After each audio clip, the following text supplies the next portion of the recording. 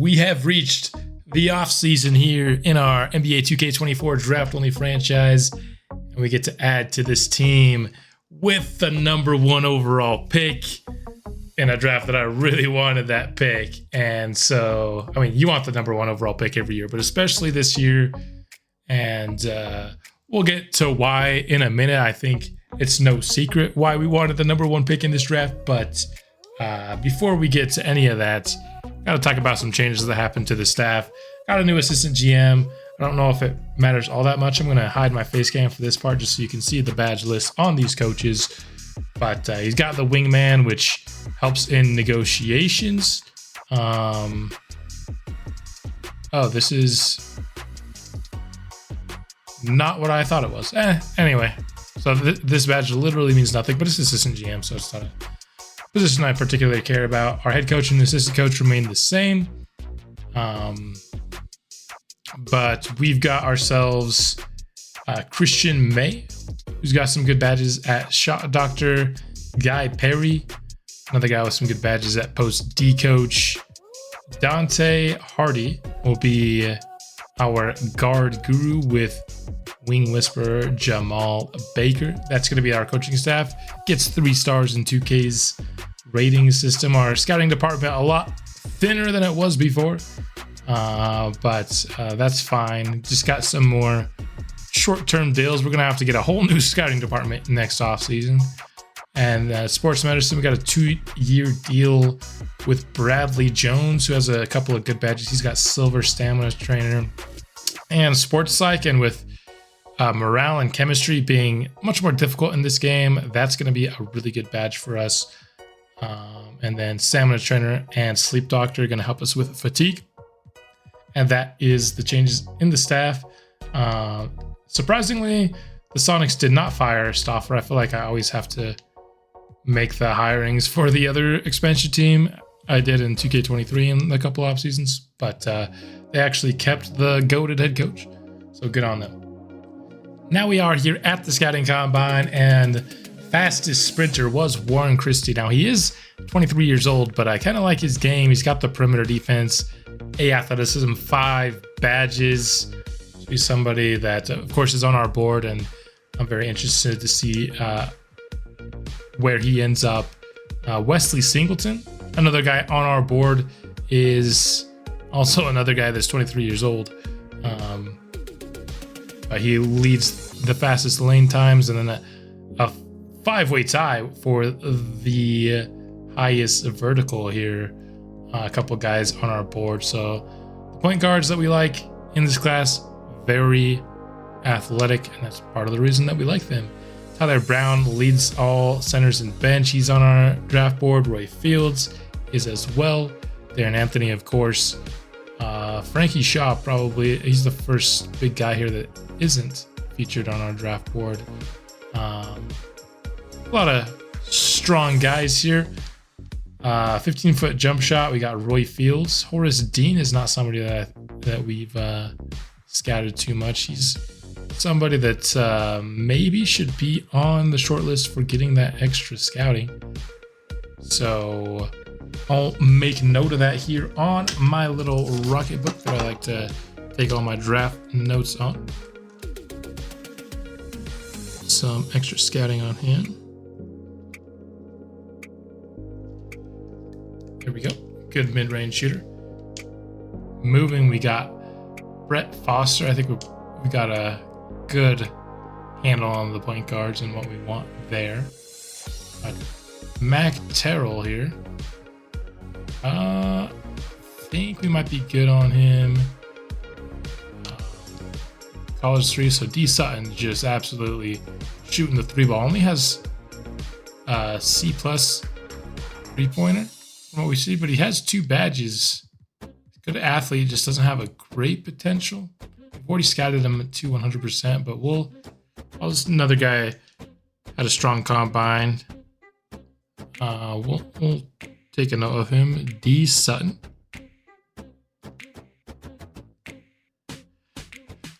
And then NBA 3-pointers. Phil T, we know about him. He's on my board. Andrew Warren. up there with him. Let's take a look at this guy. No, he's only a D+, but he's got really good 3-point and some potential about him. I'll make a note here of Warren. A bunch of shooting guards getting added into our watch list here. I can't actually add anybody else onto my draft board because it's full, but make a note of them here. And then Phil Teague, Darius Floyd, guys that we know. Andrew Warren shows up again. Sidney Lowry, we know as well. So there you have it. 3 new names added as names to watch here from the draft combine. And now time for pre-draft workouts. I'm gonna put all 3 of those guys that impressed at the combine on this list. Sutton and Warren. There you have it. And then apart from that, let's just go and find people. Pretty much everybody that's on my board I have scouted at 100%, but there's some people with high potential. Like Max Park, we could get the additional 1%. Sure, why not? C-. D's I'm not really interested in. The extra little bit here on these guys. Basically looking for guys with at least C- overall that have some potential. Get some additional information on them is what I want to do for this final. I think this guy's profile is a lot more intriguing to me. So there you have it. There are our pre-draft workouts. What did we learn about any of these guys? Horace Dean, 0 badges. He's going to be 72 overall, but you know, he can score from the inside and the outside. He's an athlete with some potential. I think he's definitely somebody that I'm going to keep an eye on. And then Wilson Fisher, he's already on our board. But we got the extra bit up to 100% on him. Stan Hudson, 1 badge, got him up to 100%. We know he's 72 overall. Big potential. Another guy that I'll keep an eye out for in the second round.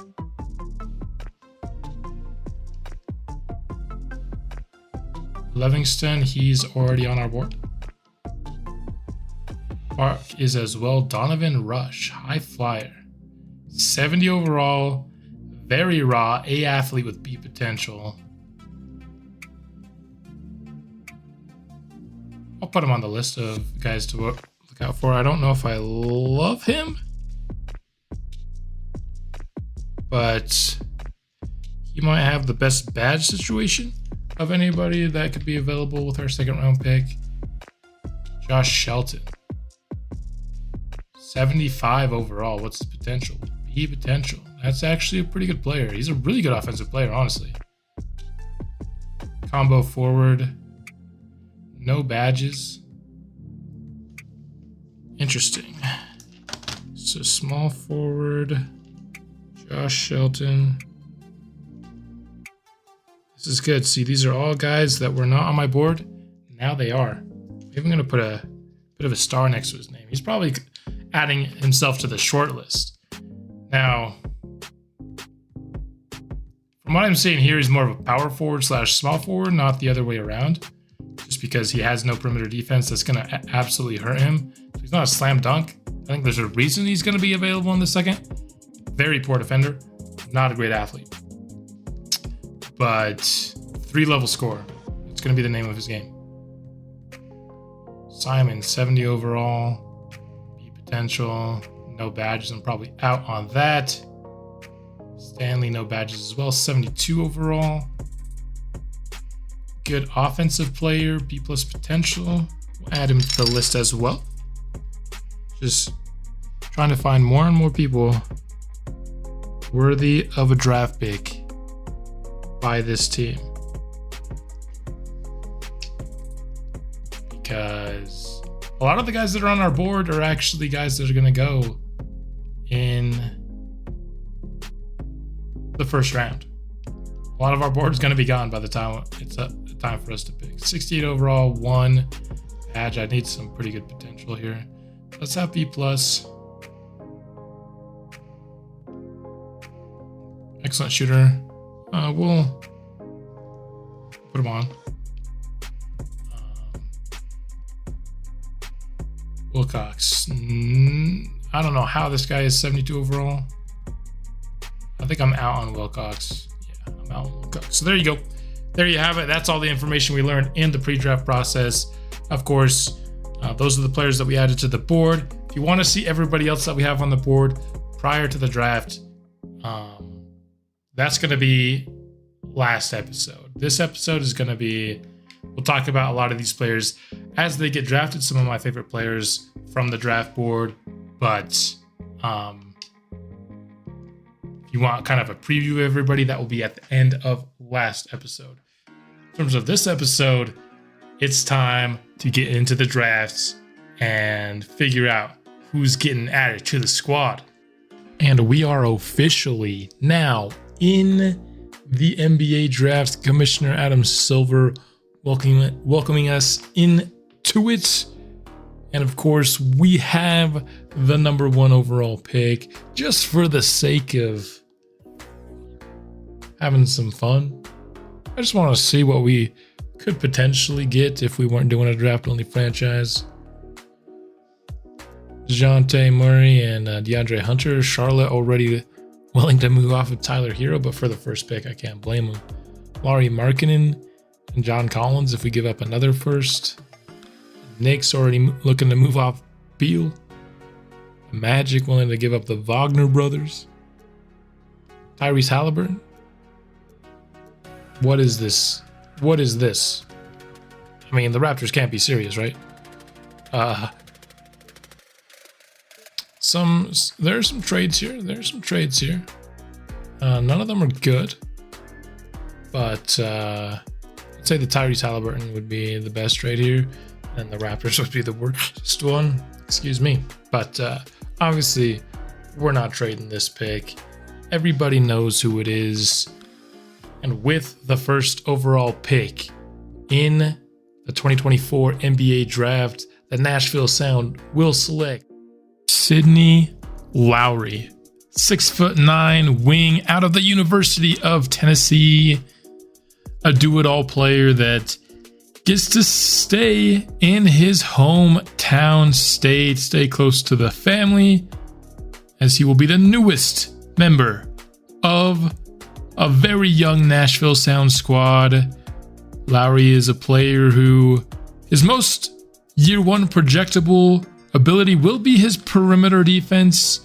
He is somebody that you can just put on the opposing player's best offensive weapon and he will make their night tough. Offensively, his skill set is that of a primary shot creator, specifically a perimeter shot creator. He has a very nice jump shot, can hit it both off the dribble and off the catch. He's able to make plays for both himself and his teammates and can even score on the inside through contact, though that's not necessarily the strongest part of his game. He's good enough and should draw a decent amount of fouls at the next level, and the team is very excited to bring him into the building and start building around him immediately as the focal point of their rebuild. And so, just ecstatic to get this player. I think our scouts are overrating him a little bit. Maybe some of that hometown bias. I don't know if he's A+ in all these categories. In fact, I know that he isn't. Like I said, this is one of the 2 players that I imported into this class. Gonna come in, lead us in overall, lead us in badges, and lead this team the second he is drafted onto the Sound. And so welcome Sidney Lowry to the Nashville Sound. Stoked to have this player. Lowry led the nation in scoring last year at Tennessee, averaging 28 points per game. Not surprised by that at all. Now picking at number 2, I think we all know who's going to be the selection here as well. It will be center Darren Anthony, out of Duke, coming out after his freshman year. This is your prototypical dominant big that we've really seen be in the MVP conversation for the last 5 years now, between Jokic and Embiid almost. And this is a player that projects to perhaps reach that level at some point in his career. What he brings immediately is one of the better rebounders in the game, somebody that can be an all-star in his rookie year. Anthony has the ability to score on the inside, but also from the mid-range and even out to the three-point mark. Doesn't shoot that a ton, but that was mostly due to his dominance on the inside. It will be interesting to see if he shoots more from the outside at the NBA when he's not quite as dominant over his competition as he was at the collegiate level this year. The Pacers got themselves a really awesome big of the future that they can pair with Tyrese Halliburton as they build and have really an exciting young duo. So I think that's a really good pick here by the Indiana Pacers. I think it was the right one. Now at 3, I would personally pick Lynn Montgomery. I think he's the next best player in this class. And some like Dino Rancic, because he has that A+ potential, I just take the guy who's going to be so much better in year 1, still with a lot of upside as well. And the Rockets will indeed go ahead and select Lynn Montgomery, the forward from Michigan. This is a player that I know we've talked a lot about defense with these first 2 picks. It's a very defensive heavy top of this draft, but Lynn Montgomery projects to maybe even be the best defender of the 3, mostly due to his ability to really guard any position on the courts.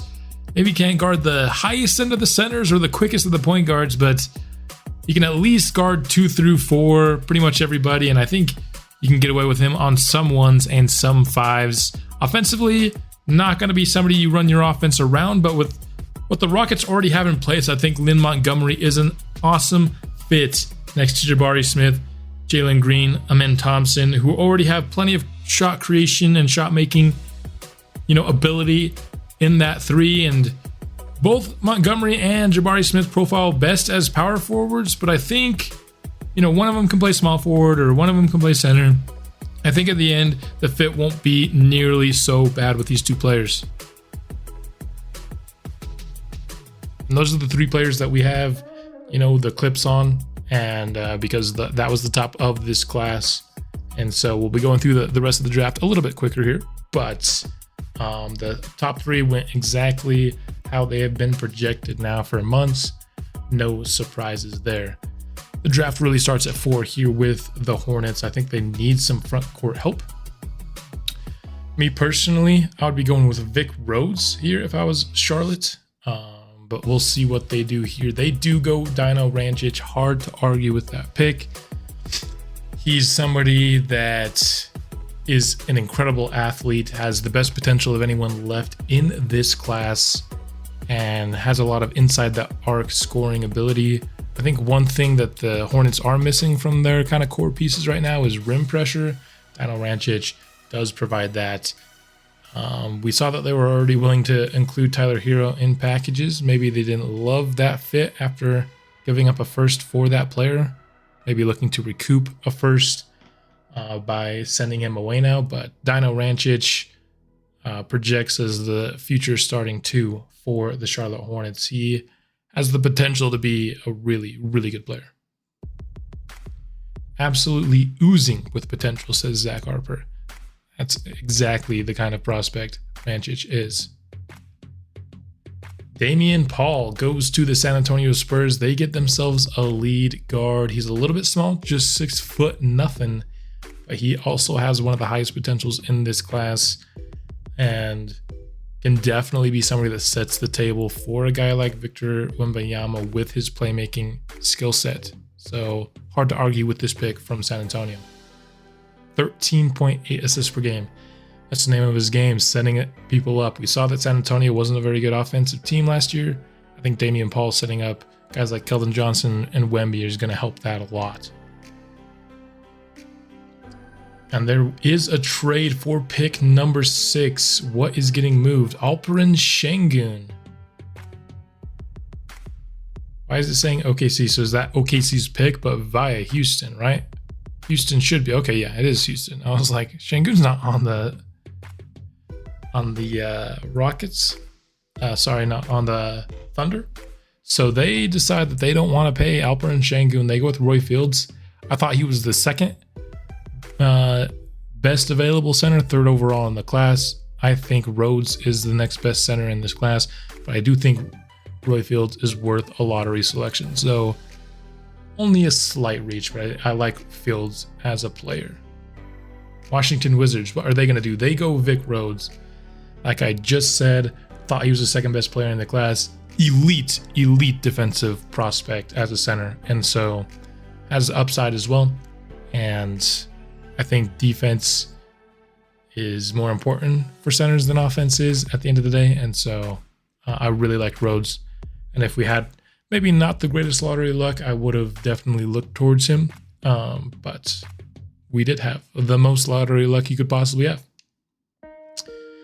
Post defense is the best I've seen from any prospect in a decade. I don't think he's overstating that. I mean, Darren Anthony's from this same class is also really, really good, but Vic Rhodes is A+, man. It's really, really good.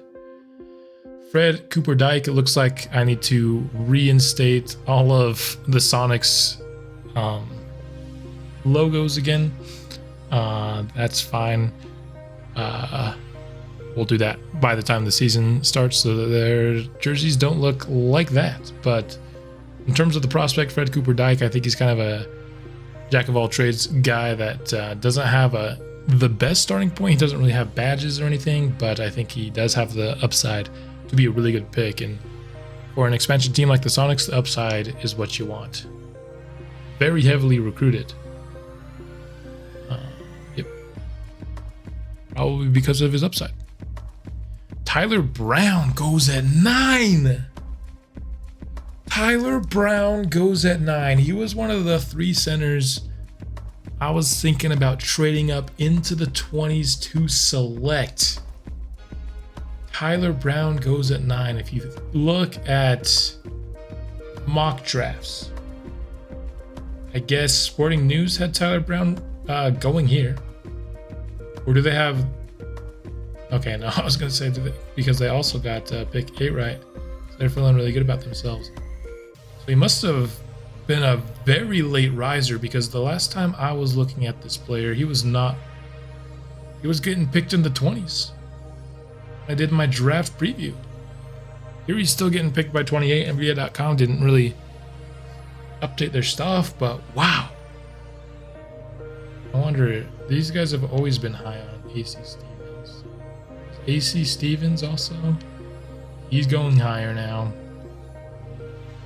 Oh boy. Things looking a little bit dicey for us in terms of getting a center with our second pick here in this draft, as one of our targets goes off the board much sooner. He is a very high upside guy, elite athlete, who has good rebounding. His defense isn't there yet, but it projects to be good. Definitely a long-term player. Eventually going to take over for Rudy Gobert, I say. But even though he's a long-term player, he has good overall now. Like, he can definitely play backup center now, but probably not going to see the full extent of his prowess for a few seasons.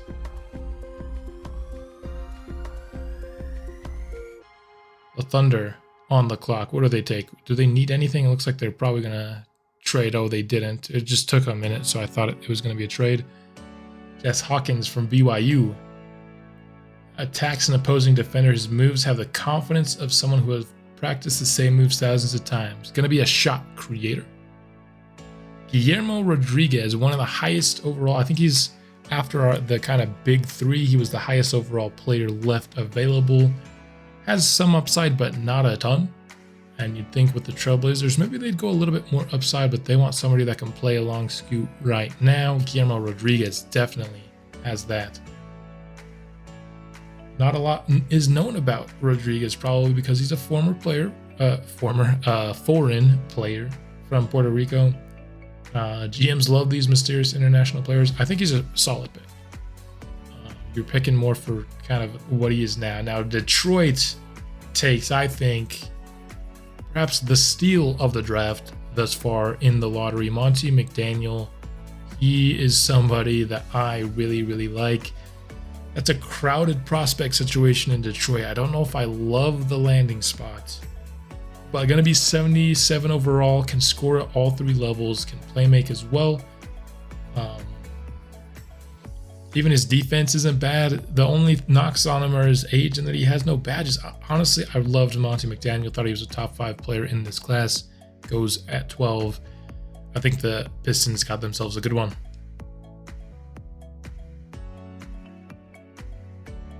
Darius Floyd, an absolute sharpshooter, off the board at 13.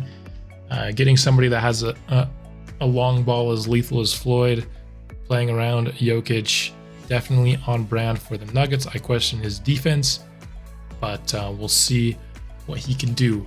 And the Nuggets also has plenty of upside. Gonna see our second trade here. DeJounte Murray. Going for the 14th pick and a future first. So the Lakers going all in for DeJounte Murray. That's a very on-brand move. Overrode LeBron retiring this offseason, so it might be his last stint. And getting a big 3 with LeBron, Murray, and AD. I like the move by the Lakers. Hawks go with Phil Teague. He is definitely more of a long-term prospect, but I think he is a good pick. I don't know if the Hawks really need somebody right now. They kind of do, but they have some prospects on the roster already. Phil Teague, not the best starting point, but I like what he projects to be going into the future.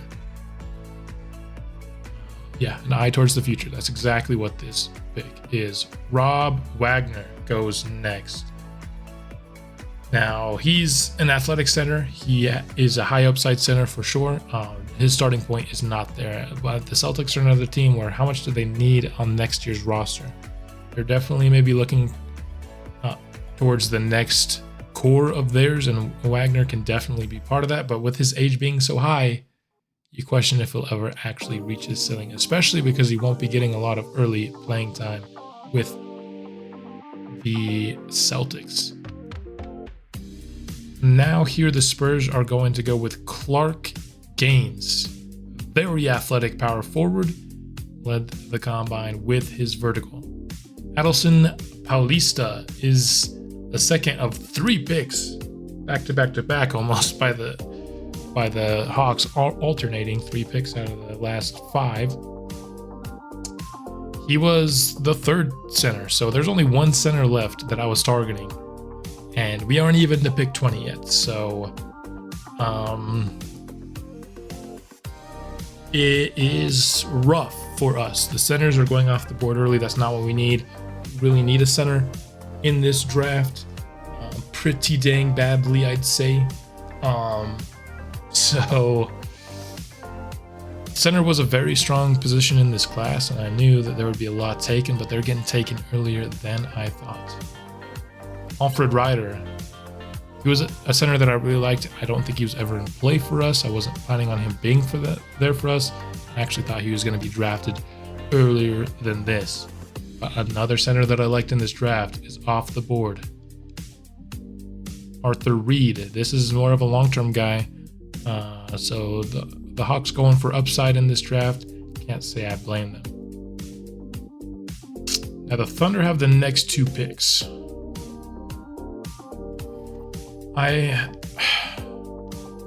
What would the Thunder want? Is there a trade that you'd give us for pick 20?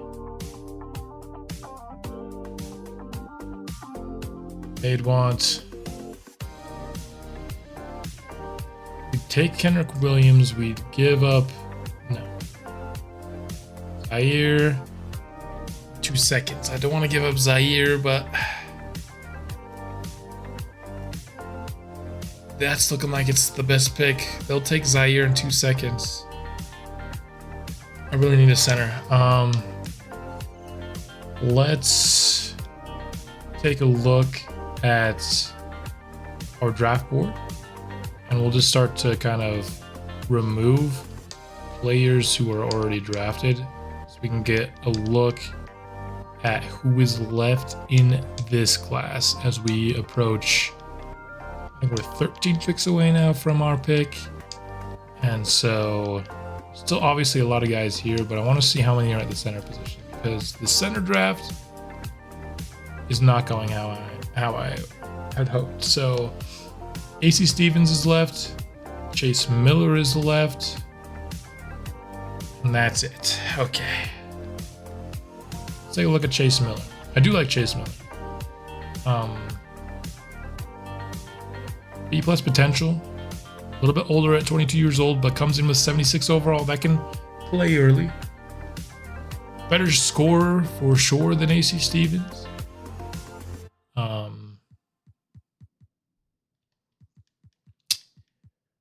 These are the two guys left. AC Stevens not that young either. He's at 21. What I like about him, he's got these 4 badges, and he's projects to be an incredible defender.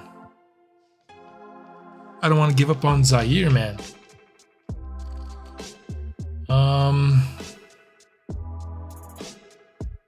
This is tough. So, wrong button for this pick. Zaire in 2 seconds. I don't want to give up future firsts. Whoa.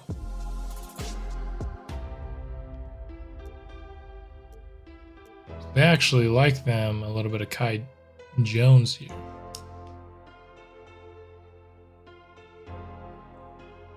Zaire and Kai Jones.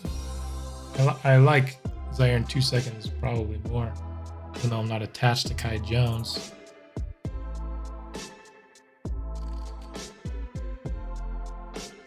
Oh. I want to do like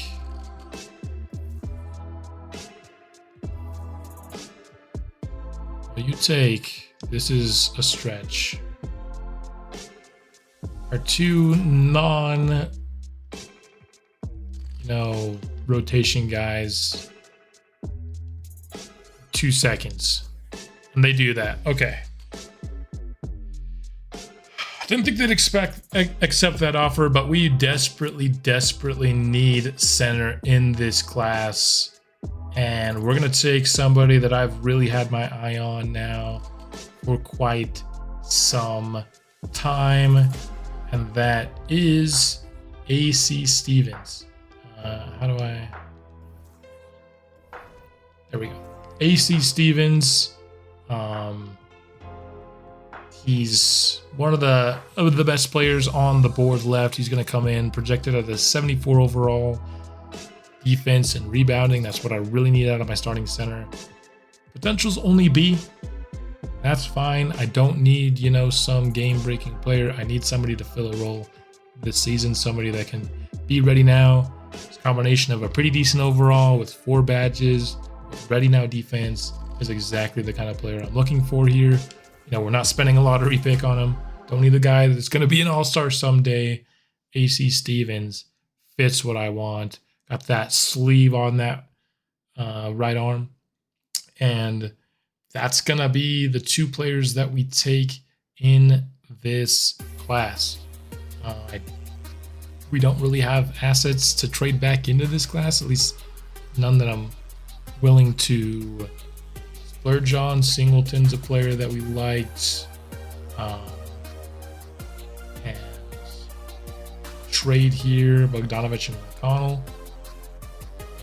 Pacers are taking Chase Miller, and so this was about the part of the draft that we really needed to get into. Ended up getting what I think is a pretty favorable trade. I liked Warren Christie in this draft. He's a very good defender, But yeah, Blunt, I imagine that's actually AC Stevens right there. So I don't think we were getting the guy we wanted if we stuck to the beginning of round 2. I kind of want to manually go to that pick 33 just to see what our options would have been. Joshua Bullard is a guy who's like 70 overall. Like Trayberry Carroll, I liked, a good sized guard. Ball was not on my board. Doherty, I remember being on my board, but I don't remember really being on the short list. So here we are at now of the top of the second round. Let's go ahead and just take a look at my board. Who would still be available? Gregory Anderson ended up going. He was somebody that was very high on my board, 7th. Again, I don't know if the board is 100% accurate, but I mean, yeah, awesome pick. Gregory Anderson looks awesome. I think that's a sick pick by the Hawks. He would have likely been the pick. Even though we desperately needed center, I probably would have passed on center. Oh no, he couldn't have been the pick. What am I talking about? He got picked. Talking about guys who would have been available here. Wilson Fisher, top guy available. Talking about a 6'1" guard. Really good defender. B potential, really good athlete. Rather have Stevens than him. He would have been off the board. Livingston, 6'1" point guard again. Playmaker with some scoring. Don't mind that at all. B+ potential. Get more potential. Dimer. All right.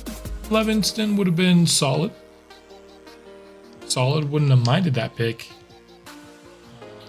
But then we're talking about guys all the way down here. Deep in the catalog. Irvin Roberts.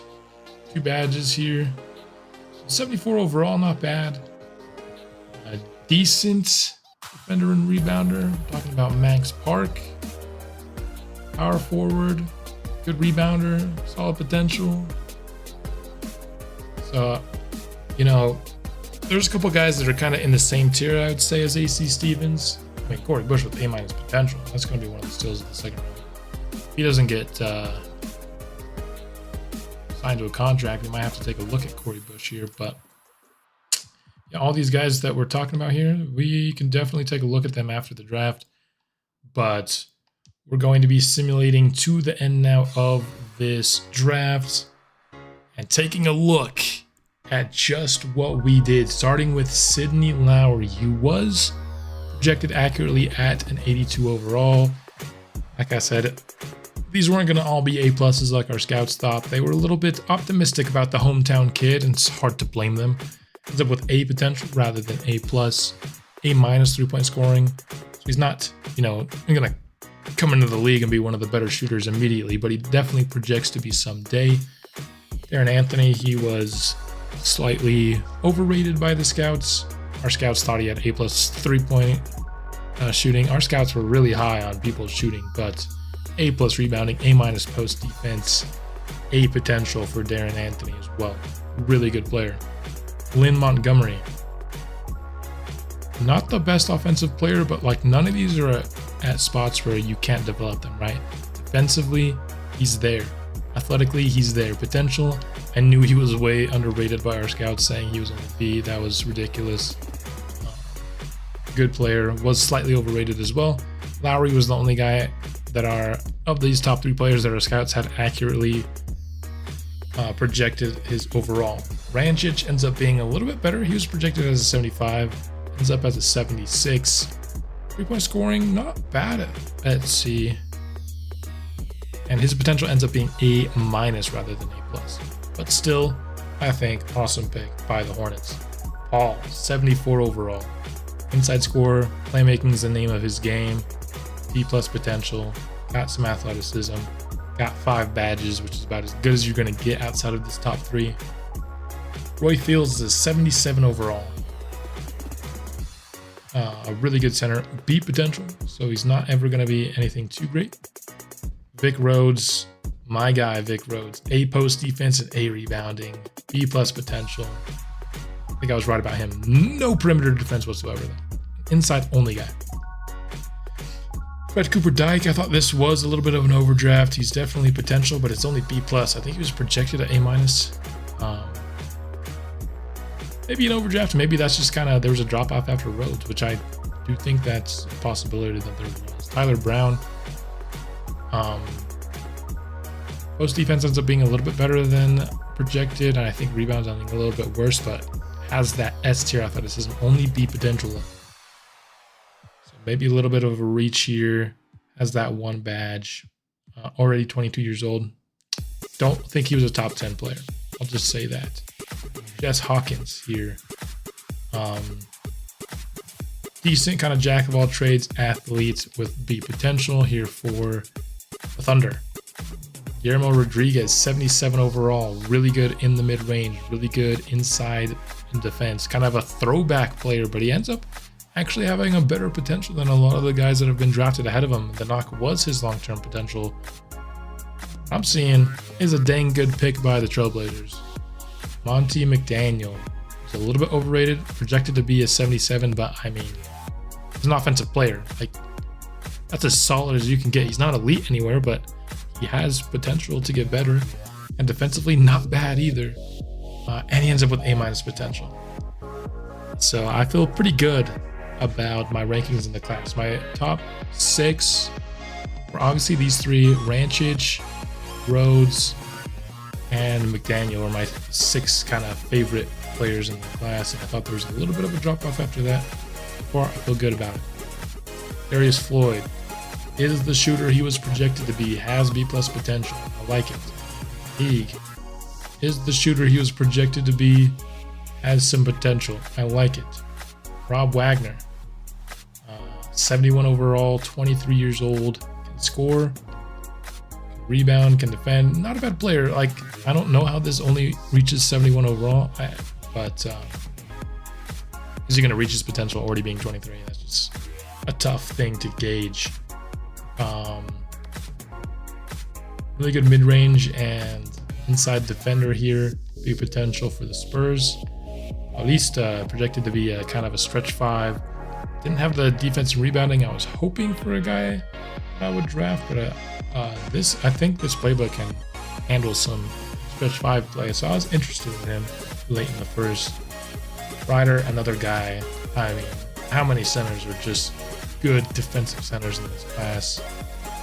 Arthur Reed. Project. I think he's projected A- potential, ends up with B+. And we have AC Stevens. Looks like he was slightly overrated. But, I mean, inside the arc scoring, post defense and rebounding, everything right where we wanted it. B potential. This is exactly the player that I wanted to get in this draft. In this, some pick in the 20s ended up having to go all the way up to 20, but paid the price that I was expecting to pay to get into the mid to late 20s. So it doesn't even matter that we had to go up a little bit further. Singleton, I like 3 badges on him, 72 overall, B potential. So it kind of looks like we're in a part in the draft where you're expected B. If you're getting above a B, you're probably pretty happy about it, unless the guy's like 67 overall or something. Chase Miller, pretty solid player. I like AC Stevens more from what I'm seeing there. Christie, just a dog defender. B potential, awesome athlete, 5 badges. But he is older at 23. And then this is where I thought there was a bit of a drop off in the class at center, but Blunt ends up being pretty good with B potential and solid defense and rebound. Badge wise is 0. I like AC Stevens better. I think it was worth the extra value it took. Lawrence Bryan, worst pick in the draft so far. Greg Anderson, I really like this guy. This guy was a top 10 player on my board, and yeah, the Hawks got the best pick of the 20s, I would say, so far in Gregory Anderson. And if I didn't need center so badly, I probably would have taken a guy like Anderson, honestly. But we desperately need center. B+ potential, so Bullard has better potential, but he's only 69 overall. We need a guy who can start for us year 1. Trey Barry Carroll on our board. So a lot of like these combo guards I liked in this class, and they ended up being pretty good. Gene Ball wasn't even on my board. I don't mind that he wasn't. Hardy was on my board, scorer with some potential, and Longley, B- potential. Not a great pick. So nobody even got below B-. There were only 2 B- in the whole first round. Not going to show you every pick in the second round. There's a guy that ends up being like, whoa, this is a good pick. Then I'll show you that. But I just wanted to show you kind of what the first round looked like. This is my first time using this draft class strength setting. I think it's fine. I'd like to see maybe a couple more kind of busts, like B- potential. Biggest like close thing to a bust that we could find here. But overall, I don't mind the class. Just because there were a couple of guys that were kind of high on my draft board, high-ish at least. I'll show you Joshua Shelton, who ends up being 73 overall with B- potential. I know he was on my board. I don't know if he was very high. One guy that was, one guy that I thought was pretty good was Wilson Fisher. Awesome defender, B potential, solid pick, but still don't mind having AC Stevens over a guy like him. Evan Livingston, so far, highest potential we're seeing in the second round with B+ to the Spurs. Nice pick. Hopefully they sign him because he absolutely is worth the signing. And then just because our scout projected him to be A- potential, I thought I'd show you Corey Bush. Ends up with B. We're seeing a lot here in the round. Like I said, I'm not going to show everybody, but I kind of low to mid 70s with B potential. So a lot of like solid picks, but nothing like uber exciting thus far. Got our second B+ here, 70 overall, Stanley Stewart. Good athletes, doesn't project to do anything particularly well off the bat, but has the potential to get a lot better. And he was the second to last pick in the draft, so that's pretty neat. But that's kind of it for the notable selections in the second round, so let's continue on with this offseason. We will obviously be picking up the contracts for both of our picks. Just taking a quick look around the league, though, Spurs will not be signing Devin Livingston, who I thought was the best pick in the second round. So somebody I will be looking forward to offering in undrafted free agency. Really wish 2K would recognize when a second round pick was good and have the CPU offer them a contract. It feels like they just almost pretty much never do it. Here now in options, I will be picking up Bruce Brown, even though that is an overpay for sure. Picking up Beauchamp and Baldwin as well. And maybe not with Bruce Brown. He's happy with us, and I don't want to lose him for nothing. He was the first pick in on the draft. So there's a chance he would re-sign with us. I'm kind of looking like a sign and trade. I don't know if Bruce Brown's in my long-term plans anymore with kind of breakouts of Zaire Williams and Moses Moody last year. But I don't want to lose a player that could probably fetch us a late first for just nothing.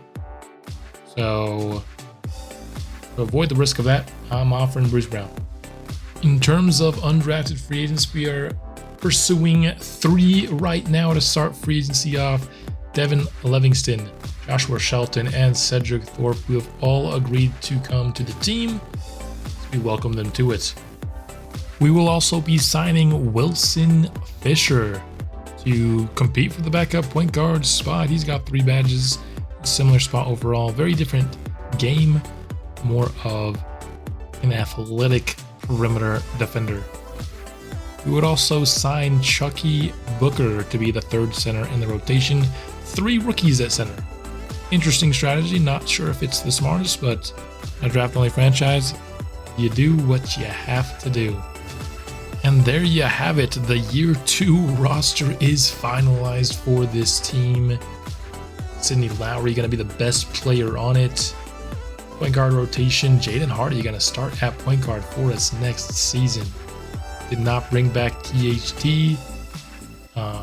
Just thought that they were really intriguing UDFAs at the point guard spot in this class, so decided to give them a shot at some playing time early.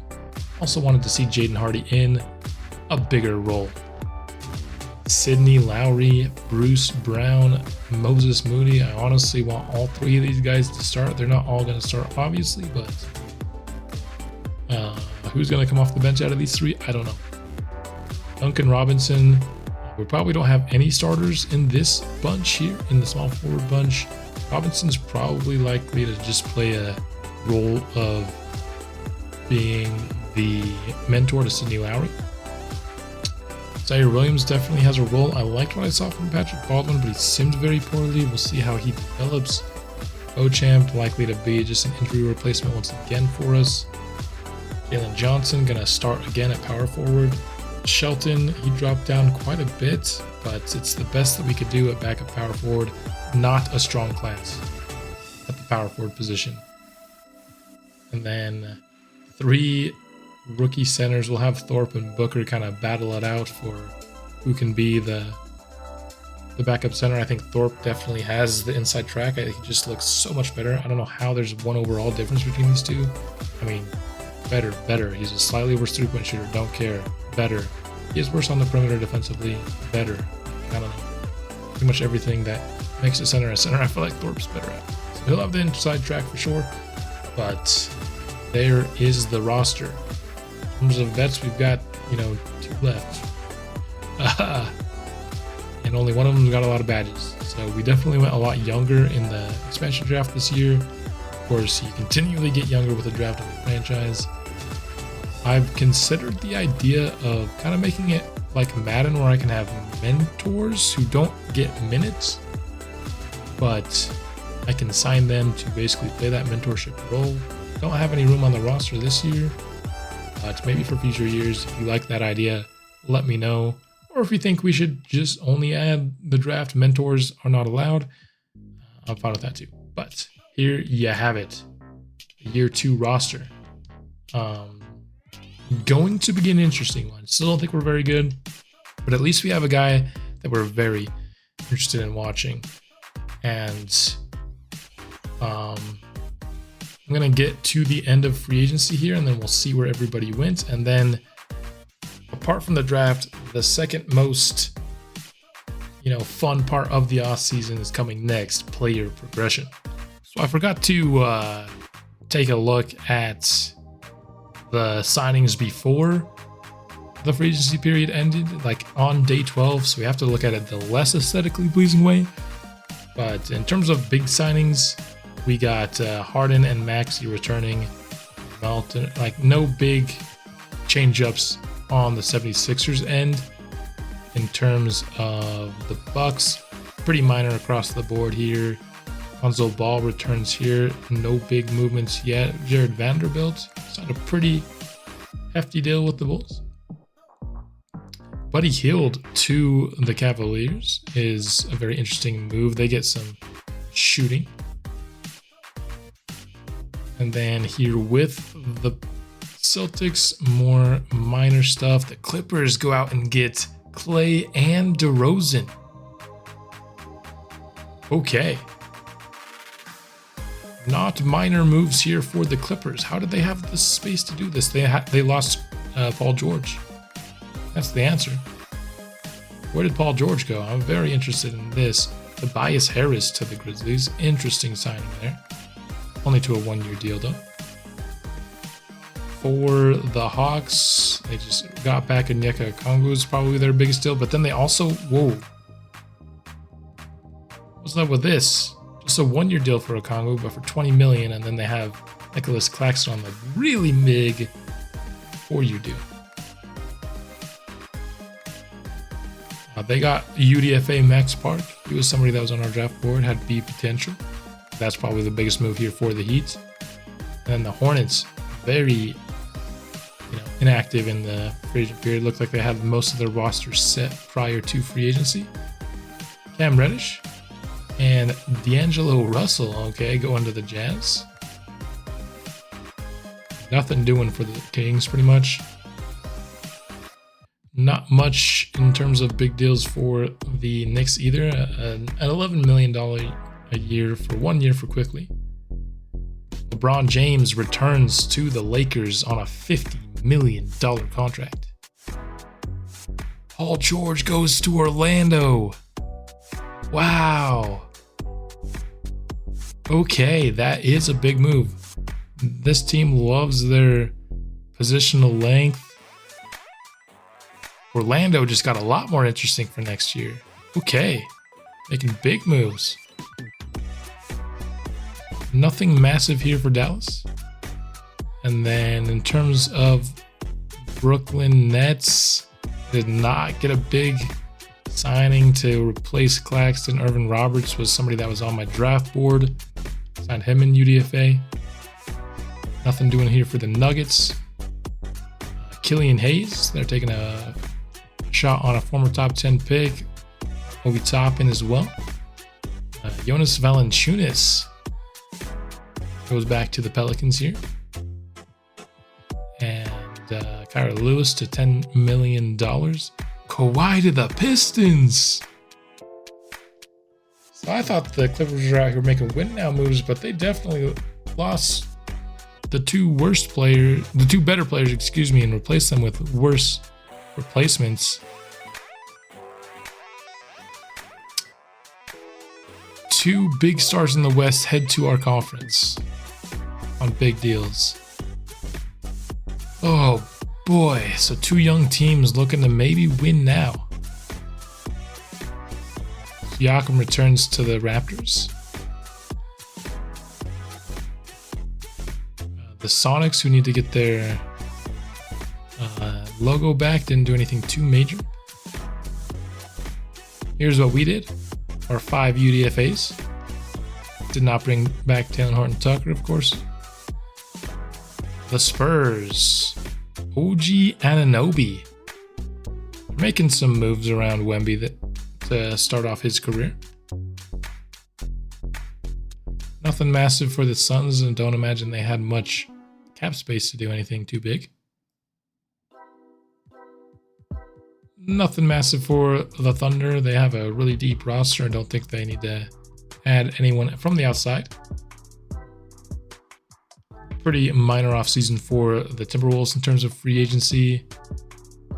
And then Jaden McDaniels goes from the Timberwolves to the Portland Trailblazers. I kind of like with what they did in the draft, adding Jaden McDaniels to that. I like the direction the Trailblazers are heading. And then the Warriors had the quietest free agency of them all, only getting one signing done. And Miles Bridges got a pretty significant deal to go to the Wizards, and that was their biggest move. So there you have it in terms of movement. The Clippers being shuffled and their 2 stars going to the East. Definitely the biggest news of this free agent cycle. And now, player progression. We're seeing a whole lot of green. Hopefully we're seeing some badges as well. Bruce Brown gains himself a badge. He had 2. I think he gained special delivery. I think he had bulldozer and workhorse already. Jalen Johnson. I think he only had 1 badge, so he gains another. Goes up 2 overall as well. Gains 1 rank in all of his scoring. Perimeter defense goes up. Playmaking goes up as well for him. Jaden Hardy goes up 2 overall. It's up to 10 badges? Didn't he have 3? Wow, a massive upgrade for Hardy. He needed it too. He's gonna be our starting point guard. Massive badge update for Jaden Hardy. Okay, also goes up to A+3. A- playmake. IQ goes up 2 levels. Wow. Pleasantly surprised by that one for sure. Zaire Williams goes up 4 overall. He's up to 3 badges. I think he had 1. Did he have 0? He had 0 actually. Not the best badges of all time, but I'll take them for sure. Better playmaker, better rebounder. He's not as athletic going into age 22 season. Better perimeter scorer. Robinson goes down. He loses a badge. That's fine. I still think he's got some badges that will help be a good mentor to Sidney Lowry. Marion Beauchamp goes up to no badges for him. He's a rookie. Patrick Baldwin, 2 badges. Claymore and corner specialist now up to an A 3-point shooter. He might be the backup point guard this season instead of the guy that we got. Moody goes up 2 overall to a 75. No badges? Come on, man. I mean, he went up across the board, though. Like a level here, 2 levels to 3, a level here, a level here. Rookie. He went down 2 because we moved him from small forward to power forward, mostly because of F perimeter defense. That's why we made that move. I don't know how his overall went down, if I'm being honest. Probably because his... Actually, I don't know. I truly don't. So I think it'll be a battle for a backup power forward between Shelton and Baldwin. It'll be a battle at backup center between Thorpe and Booker. It'll be a battle at backup point guard between Livingston and Fisher. It'll be a battle at who's starting next to Lowry between Brown, Williams, and Moody. So a lot of position battles to figure out this year. Probably going to be doing some lineup shuffling depending on who's doing well and who isn't. But I like what I've seen. Definitely the best news of this cycle was Jaden Hardy up to 10 badges. Wow. Love it. Love it. I think he's ready to be our starting point guard. But with, us having such an exciting Summer League team, I'm going to make that its own episode for this offseason. I want to see Sidney Lowry's first professional action in the Summer League. And so what that means is that'll do it for this offseason episode. I hope you guys liked what we were able to accomplish. Honestly, wasn't planning on moving on from THT this offseason, but I just thought that the UDFA class for point guards made me feel like we could and save some money doing it. Not that money is a major problem for us. THT also just had a horrible assist to turnover ratio as a starting point guard last year, so I don't think it's the worst thing to move on, despite the fact that he won Most Improved Player in the NBA. But Summer League episode, that's going to be coming out soon, and I'll see you then.